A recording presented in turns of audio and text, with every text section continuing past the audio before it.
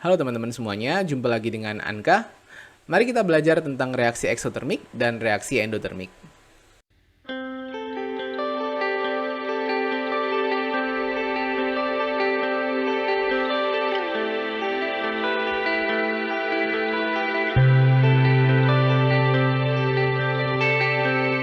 Di video kali ini kita akan belajar tentang reaksi eksotermik, reaksi endotermik, dan bagaimana cara kita untuk memahami dua reaksi tersebut dalam proses perpindahan energi. Selain itu, kita juga akan belajar bagaimana cara menggambar diagram energi untuk reaksi eksotermik dan endotermik. Kemudian, kita juga akan berusaha untuk mendefinisikan apa itu energi aktivasi dan perubahan entalpi. Dan yang terakhir, kita juga akan berusaha untuk menghitung perubahan entalpi melalui energi ikatan yang ada di dalam suatu reaksi. Reaksi kimia, atas dasar klasifikasinya, dibagi menjadi dua. Yang pertama adalah reaksi eksotermik, dan yang kedua adalah reaksi endotermik. Reaksi eksotermik adalah semua reaksi yang mengeluarkan energi ke lingkungan. Banyak sekali contoh reaksi eksotermik, semisal pembakaran, reaksi fusi di matahari, pernafasan, bahkan pengkaratan juga termasuk salah satu contoh dari reaksi eksotermik. Sedangkan reaksi endotermik adalah suatu reaksi yang mengambil energi dari lingkungan. Contoh konkret dari reaksi endotermik adalah fotosintesis. Perlu diketahui juga bahwasannya pada saat terjadi reaksi eksotermik dan reaksi endotermik, dua reaksi tersebut akan mengeluarkan atau mengambil energi dari lingkungan. Biasanya tipe-tipe energi yang diambil atau dikeluarkan adalah panas, radiasi, listrik, atau gerak. Namun biasanya yang diambil atau dikeluarkan ini dalam bentuk panas. Berikut merupakan diagram yang menunjukkan ciri-ciri reaksi eksotermik dan reaksi endotermik. Jadi reaksi eksotermik ini akan mengeluarkan panas. Biasanya reaksi ini menghasilkan panas yang berlebihan sehingga panasnya akan dikeluarkan ke lingkungan. Sedangkan bagaimana cara kita untuk mengetahui apakah itu adalah reaksi eksotermik tidaknya? Biasanya kita menggunakan termometer. Apabila dalam termometer menunjukkan kenaikan suhu yang signifikan, maka reaksinya adalah reaksi eksotermik. Reaksi endotermik dapat diketahui dengan adanya penurunan suhu yang signifikan di dalam pengukuran suhu yang terjadi di termometer.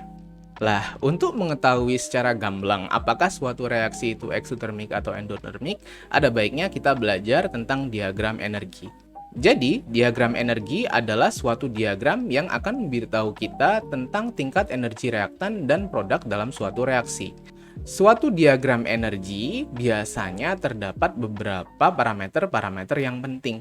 Yang pastinya, diagram energi terdapat energi reaktan dan energi produk yang dapat kalian lihat di diagram yang sudah disediakan di dalam presentasi ini. Selain itu, kita juga akan menemukan energi aktivasi, yaitu energi yang dibutuhkan untuk memulai suatu reaksi, dan perubahan entalpi, yaitu adalah perpindahan energi panas. Di sini juga kita ketahui bahwasannya perubahan entalpi atau delta H akan positif apabila reaksinya endotermik, dan akan negatif apabila reaksinya eksotermik.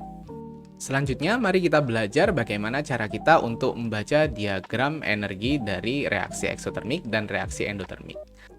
Jadi, cara baca diagram ini adalah dari kiri ke kanan.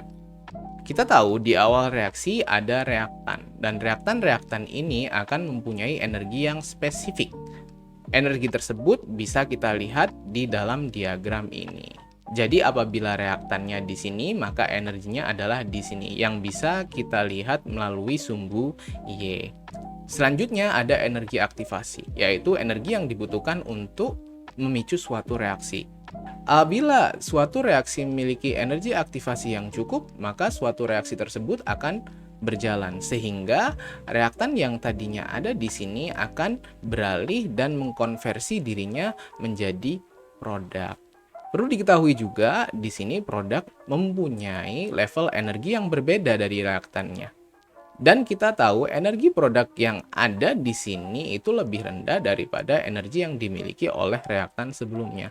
Di sini bisa ditarik kesimpulan bahwa reaksi ini telah mengeluarkan energi karena energi dari produknya itu lebih kecil daripada energi reaktannya. Yang menjelaskan diagram ini adalah diagram eksotermik. Sedangkan untuk diagram endotermik, energi dari reaktannya akan lebih kecil daripada energi produknya. Dengan begini bisa ditarik kesimpulan bahwasannya di dalam reaksi ini terjadi penambahan energi. Pertambahan energi ini diakibatkan karena reaksi tersebut telah mengambil energi dari lingkungan. Sehingga membuat diagram yang kita pelajari ini adalah diagram energi untuk reaksi endotermik. Mungkin teman-teman juga bertanya, apa sih penyebab dari dua reaksi ini? Penjelasan dari pertanyaan tersebut dapat kita lihat melalui ikatan. Di saat kita ingin memutuskan ikatan, kita memerlukan energi. Sebaliknya, apabila kita ingin membentuk suatu ikatan, maka energi itu akan terkeluar secara sendirinya. Jadi pada saat kita memutuskan suatu ikatan, kita memerlukan energi. Hal ini adalah alasan kuat mengapa kita membutuhkan energi untuk menjalankan suatu reaksi. Di setiap ikatan akan ada energi-energi yang mempresentasikan ikatan tersebut. Di sini ada tabel yang dapat kita lihat bahwasannya setiap ikatan memiliki energi-energi yang berbeda. Seperti contohnya ikatan hidrogen dengan hidrogen. Ikatan ini mempunyai energi ikatan sebanyak 436 kJ per mol. Hal ini sangat berbeda apabila kita mengkomparasi ikatan tersebut dengan ikatan yang lainnya, seperti ikatan nitrogen dengan nitrogen yang mempunyai ikatan energi sebesar 945 kJ per mol. Apabila teman-teman ingin menghitung perubahan entalpi dari suatu reaksi, kalian dapat menggunakan energi dari ikatan. Caranya adalah dengan mengurangkan total energi ikatan dari reaktan dengan total energi ikatan dari suatu produk.